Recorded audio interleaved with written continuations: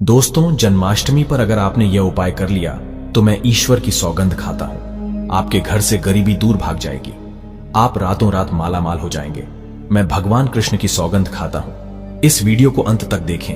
आपका भाग्य ना चमक जाए तो मुझे बताना, लेकिन वीडियो पूरा ही देखना, एक लाइक जरूर करें। अगर आप भगवान कृष्ण से प्यार करते हैं, लड्डू गोपाल से प्यार करते हैं, राधा रानी से प्यार करते हैं, तो एक लाइक जरूर करना।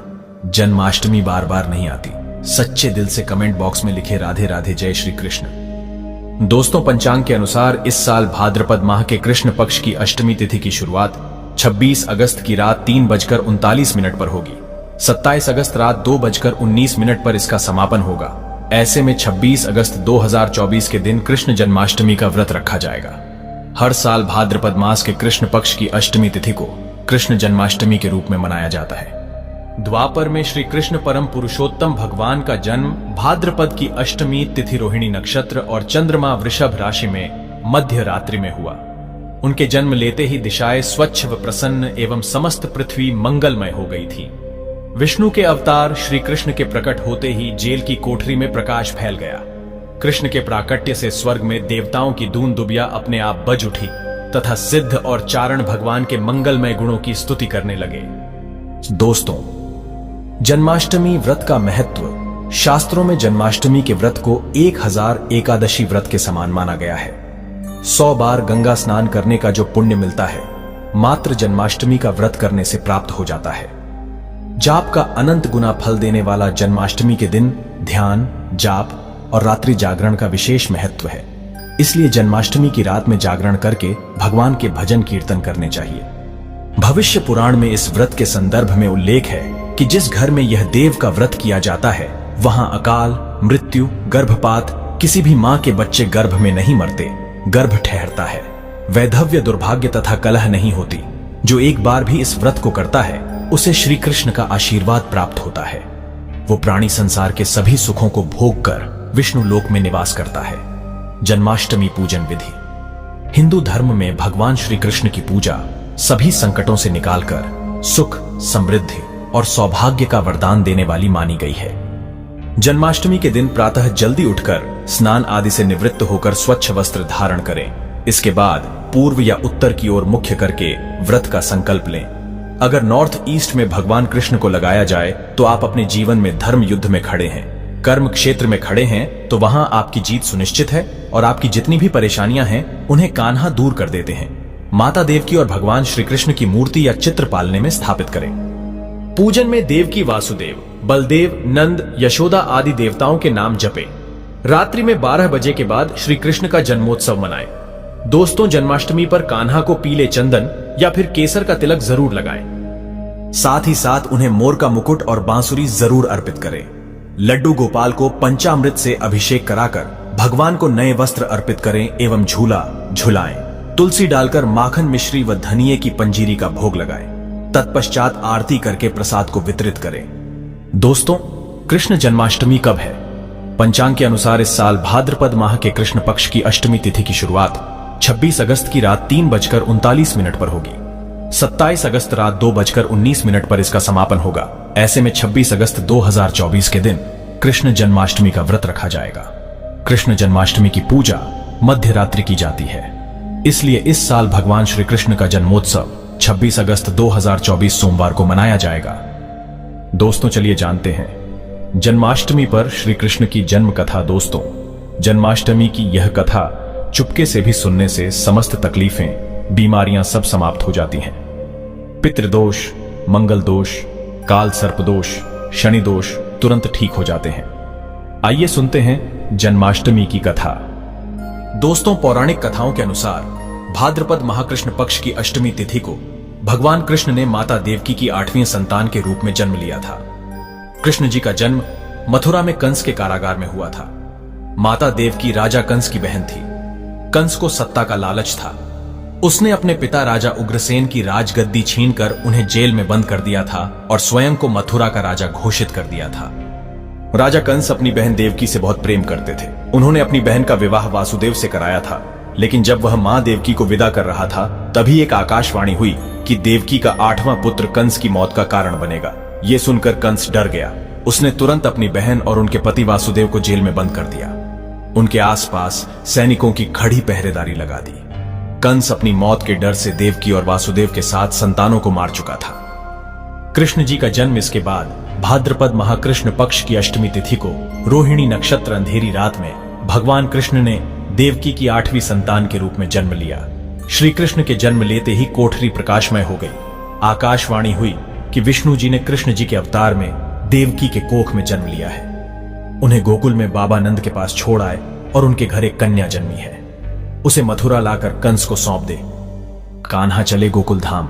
आकाशवाणी सुनते ही वासुदेव के हाथों की हथकड़ी खुल गई। सभी पहरेदार सोने लगे। कान्हा को एक टोकरी में बाल गोपाल को रखकर सिर पर रख लिया और गोकुल की ओर चल पड़े। कान्हा को गोकुल धाम ले जाने में वासुदेव को कई मुसीबतों का सामना करना पड़ा। यमुना नदी कृष्ण जी के चरणों को स्पर्श करने के लिए उफान पर आ गई, लेकिन चरण स्पर्श के बाद वो फिर से शांत पड़ गई। वो कान्हा को बाबा नंद के पास छोड़ आए और गोकुल से कन्या को लेकर वापस लौट आए। जेल अपने आप बंद हो गया और उनके हाथों में हथकड़ियां लग गईं। कन्या के रोने की आवाज सुनते ही सभी पहरेदार उठ गए। कंस बंदी गृह आया। वो कन्या को देवकी और वासुदेव की 8वीं कन्या समझ उसे मारने चला, लेकिन वो आकाश में उड़ गई और फिर से आकाशवाणी हुई कि कंस को मारने वाला अब इस दुनिया में पैदा हो चुका है। बाबा नंद और उनकी पत्नी मां यशोदा ने कृष्ण जी का पालन पोषण किया। राजा कंस ने कृष्ण जी का पता लगाकर उन्हें मारने की खूब कोशिश की, लेकिन कंस की सारी कोशिशों विफल हुई और कृष्ण जी को कोई मार नहीं सका। अंत में श्री कृष्ण ने कंस का वध किया।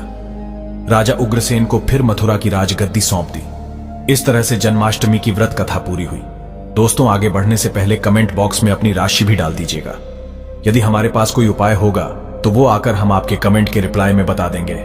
दोस्तों, जन्माष्टमी पर भूल कर भी ना करें। ये गलतियां तुलसी को लेकर ना करें। ये गलती जन्माष्टमी के दिन भूल कर भी तुलसी की पत्तियां तोड़ने से बचना चाहिए। दरअसल शास्त्रों में कहा गया है कि कृष्ण भगवान विष्णु के अवतार हैं और उन्हें तुलसी अति प्रिय है। ऐसे में इस दिन तुलसी की पत्तियां नहीं तोड़नी चाहिए। जन्माष्टमी से पहले आप तुलसी तोड़कर रख लें। बिना तुलसी के जन्माष्टमी का पर्व अधूरा है। भगवान कृष्ण किसी भी ऐसे भोग को स्वीकार नहीं करते जिसमें तुलसी पत्र न पड़ा हो। ऐसा भोग पाप के समान होता है, जहरीला माना जाता है। चावल खाना, ये बात तो सभी जानते हैं कि एकादशी के दिन चावल नहीं खाने चाहिए, लेकिन बहुत ही कम लोग जानते हैं कि जन्माष्टमी के दिन भी चावल को खाना वर्जित होता है। चाहे आप व्रत रखें या ना रखें, लेकिन जन्माष्टमी के दिन चावल खाना शुभ नहीं माना जाता। तामसिक भोजन जन्माष्टमी के दिन तामसिक भोजन वर्जित माना जाता है। ऐसे में इस दिन मांस, मदिरा, प्याज और लहसुन नहीं खाना चाहिए। इस दिन गलती से भी लहसुन प्याज का खाना कभी मत बनाना, क्योंकि राहु केतु के कारण ही लहसुन प्याज की उत्पत्ति हुई है और भगवान विष्णु और राहु केतु के बीच में भीषण शत्रुता होती है। अनादर करना, भगवान कृष्ण के लिए सभी भक्त एक समान होते हैं। ऐसे में इस दिन किसी भी व्यक्ति का अनादर करने से बचना चाहिए। एक बार भगवान कृष्ण के भक्त ने एक व्यक्ति का अपमान कर दिया था। उसी क्षण भगवान कृष्ण ने अपने भक्त को श्राप दिया था। इसीलिए किसी का भी अपमान ना करें। गाय को सताना, गाय भगवान कृष्ण को बहुत ही प्रिय है, क्योंकि कृष्ण अवतार में उनका पालन पोषण एक ग्वाले के घर में हुआ था। ऐसे में जन्माष्टमी के दिन किसी भी गाय और बछड़े को भूलकर भी नहीं सताना चाहिए। भगवान कृष्ण गाय को सबसे प्रिय मानते हैं। गाय माता को सबसे ज्यादा प्यार करते हैं। इसीलिए गाय को इस दिन रोटी, फल वगैरह मिठाई अवश्य खिलाएं। जन्माष्टमी के दिन केवल सात्विक खाना खाएं। जन्माष्टमी व्रत में दूध और दही जरूरी है।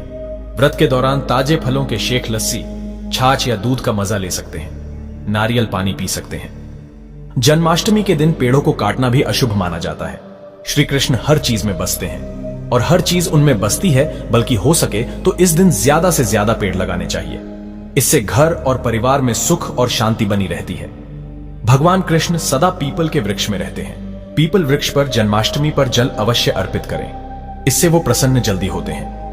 दोस्तों, जन्माष्टमी के दिन ब्रह्मचर्य का पालन करना अनिवार्य होता है। इस दिन पूरे पवित्र मन तन से भगवान की पूजा करनी चाहिए।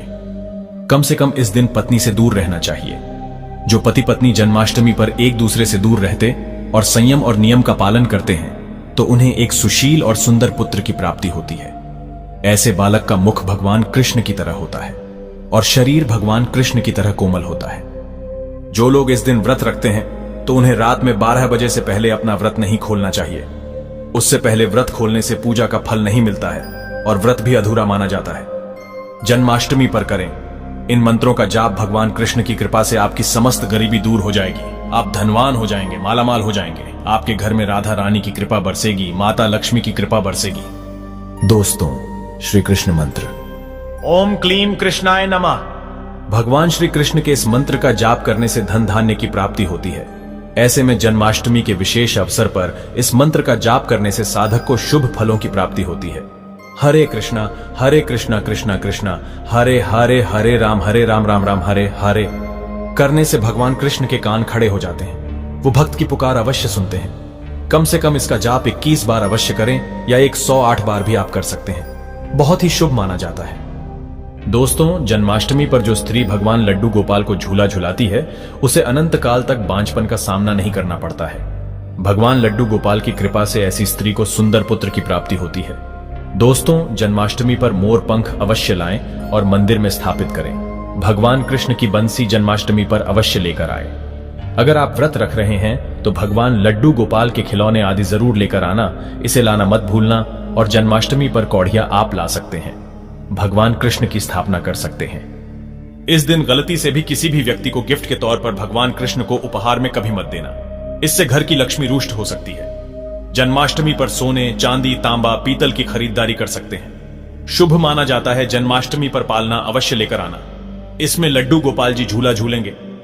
दोस्तों, जन्माष्टमी पर तुलसी माता के सामने भगवान कृष्ण के 4 नाम जैसे गोपाला, गोविंदा, देवकीनंदन और दामोदर पुकारे और साथ ही ओम नमो भगवते वासुदेवाय नम मंत्र का जाप करें। ऐसा करने से सभी समस्याएं दूर हो जाएंगी। माता तुलसी आपके घर को धन धान्य से भर देंगी। जन्माष्टमी के दिन भोग में मक्खन के साथ तुलसी दल जरूर डालें और वो भगवान कृष्ण को अर्पित करें। दोस्तों, जन्माष्टमी के शुभ अवसर पर करें नमक का विशेष उपाय। दोस्तों, मैं ईश्वर की सौगंध खाता हूं। नमक का यह उपाय करने से आपके समस्त पाप नष्ट हो जाएंगे, गरीबी दूर हो जाएगी, आपकी नौकरी लग जाएगी। संतान प्राप्त हेतु व्यापार चलाने के लिए भी यह उपाय जरूर करें। दोस्तों, हम भी नमक का यह उपाय जरूर करते हैं। मैं ईश्वर की सौगंध खाता हूं। अगर आपने यह उपाय कर लिया तो आपको करोड़पति होने से कोई नहीं रोक पाएगा। भगवान कृष्ण का विशेष आशीर्वाद मिलेगा। आइए जानते हैं नमक का विशेष उपाय। दोस्तों, उपाय है एक नमक का पैकेट, 50 ग्राम सूखी लाल मिर्च, 500 ग्राम चावल, 100 ग्राम उड़द की दाल, 250 ग्राम आटा और 11 रुपए की दक्षिणा तथा एक पानी की बोतल और 5 रुपए के काले तिल। बस इतनी सी सामग्री एक थैली में एकत्रित कर ले। दोस्तों, उसके बाद किसी भी गरीब बुजुर्ग या गरीब महिला को चुपके से दान दे दे और पीछे मुड़कर ना देखे, घर को वापस चले आए। दोस्तों, आप यकीन मानो गुरु परंपरा से प्राप्त यह महाउपाय आपकी काया पलट कर रख देगा। दिन दुगनी रात चौगुनी, आप तरक्की करेंगे। दोस्तों, ये उपाय हम भी जरूर करते हैं। महापुस्तक और शास्त्रों में लिखा महाउपाय आज हम आपको बता रहे हैं। यह उपाय जन्माष्टमी के दिन जरूर करें। मैं ईश्वर की सौगंध खाता हूं, आपका भाग्य उदय हो जाएगा। दोस्तों, यह उपाय मैं हर जन्माष्टमी के दिन जरूर करता हूं। आप भी यह मौका हाथों से मत जाने देना कि जन्माष्टमी के दिन भक्त भगवान श्री कृष्ण जी को लड्डू गोपाल जी को प्रसन्न करने के लिए 56 भोग समर्पित करते हैं। 56 तरह के पकवान बनाए जाते हैं और भगवान श्री कृष्ण जी को समर्पित किए जाते हैं। तो अगर आप 56 भोग समर्पित करते हैं तो इससे अच्छा तो कुछ है ही नहीं। 56 भोग हो सके तो आप जरूर समर्पित करें। लेकिन अगर आपके पास इतना समय और सामर्थ्य नहीं है कि आप 56 भोग समर्पित कर पाए, तो फिर ऐसे में क्या करें जिससे कि हमारे कृष्ण भगवान, हमारे लड्डू गोपाल प्रसन्न हो जाए।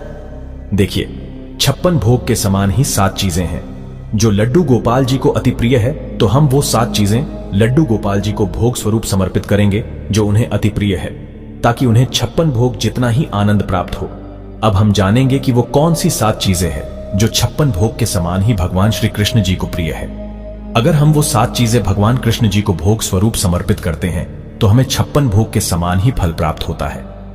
सबसे पहले तो जन्माष्टमी के दिन जब आप लड्डू गोपाल जी को भोग समर्पित करें तो कोशिश करें कि आप अपने घर पे बनी हुई चीजों का भोग समर्पित करें।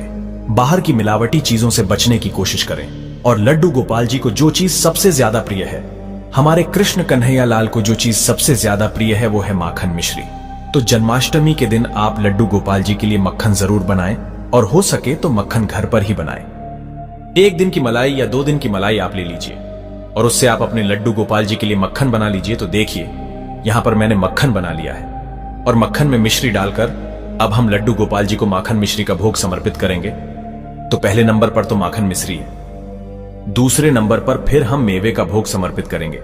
आप मेवा पाक बना सकते हैं, मेवे की बर्फी बना सकते हैं, या जो 5 तरह के मेवे 7 तरह के मेवे इकट्ठे करके लड्डू को पाल जी को भोग स्वरूप समर्पित कर सकते हैं। जन्माष्टमी को आप मेवे का भोग जरूर समर्पित करें भगवान श्री कृष्ण जी को। इसके साथ ही देखिए, जन्माष्टमी के दिन धनिया पंजीरी आप जरूर बनाएं। घर पर ही धनिया को भून ले, उसमें मीठा मिलाएं, ड्राई फ्रूट्स मिलाएं और धनिया पंजीरी बनाएं। धनिया पंजीरी का भोग भी भगवान श्री कृष्ण जी को अति प्रिय होता है और धनिया पंजीरी के भोग के बिना जन्माष्टमी के व्रत का पारण नहीं किया जाता है, तो धनिया पंजीरी का आप भोग जरूर समर्पित करें। इसके साथ ही देखिए, पंचामृत का भोग आप जरूर समर्पित करें। पंचामृत में दूध, दही, घी, शहद, शक्कर, ये 5 चीजें मिलाकर पंचामृत बनाया जाता है। फिर उनका भोग समर्पित किया जाता है, तो पंचामृत का भोग जरूर समर्पित करें। ये देखिए, जब भी बच्चा जन्म लेता है तो सबसे पहले शहद उसको चटाया जाता है, तो शहद का भोग आप जरूर समर्पित करें। जन्माष्टमी के दिन, जन्माष्टमी जो है वो भगवान श्री कृष्ण जी का जन्म दिवस है। इस दिन भगवान श्री कृष्ण जी का जन्म होता है, तो आप शहद उनको जरूर से जरूर समर्पित करें। उसके साथ ही भगवान श्री कृष्ण जी को खीरा अति प्रिय है, तो जन्माष्टमी के दिन आप खीरे का भोग जरूर समर्पित करें। और देखिए, तुलसी भगवान श्री कृष्ण जी को अति प्रिय है। तुलसी के बिना भगवान श्री कृष्ण जी कोई भोग स्वीकार नहीं करते हैं, तो जो भी आप भोग भगवान को समर्पित करेंगे उसमें आप तुलसी जरूर रखें। तुलसी आप एक दिन पहले ही तोड़ के रखें। जन्माष्टमी के दिन तुलसी नहीं तोड़नी है, एक दिन पहले ही आप तोड़ के रख ले, ताकि जन्माष्टमी के दिन जब आप भगवान श्री कृष्ण जी को लड्डू गोपाल जी को भोग समर्पित करेंगे तो उसमें आप तुलसी जरूर रख दें। फ्रेंड्स, ये 7 वो भोग है जो भगवान श्री कृष्ण जी को अति प्रिय है। और अगर आप 56 भोग नहीं समर्पित कर सकते हैं, 56 भोग आप नहीं बना पा रहे हैं, तो ये 7 भोग हैं जो आप बहुत आसानी से घर पर बना सकते हैं और जिनके भोग से भगवान श्री कृष्ण जी अति प्रसन्न हो जाते हैं। तो इस जन्माष्टमी आप भी ये 7 भोग भगवान श्री कृष्ण जी को आपने लड्डू गोपाल जी को जरूर समर्पित करें। और जन्माष्टमी की पूजा कैसे की जाती है, सामग्री क्या चाहिए होती है, जन्म कैसे कराया जाता है, इन सभी विषयों पर वीडियो चैनल पर आ चुके हैं। सभी का लिंक मैं आपको डिस्क्रिप्शन में दे दूंगा, उन्हें भी आप एक बार जरूर देखना। और अगर ये वीडियो आपको पसंद आई हो, वीडियो अगर आपके लिए यूजफुल हो, तो प्लीज वीडियो को लाइक कर देना और चैनल को सब्सक्राइब कर लेना। फिर मिलते हैं किसी और वीडियो के साथ, तब तक के लिए जय श्री कृष्णा, राधे राधे।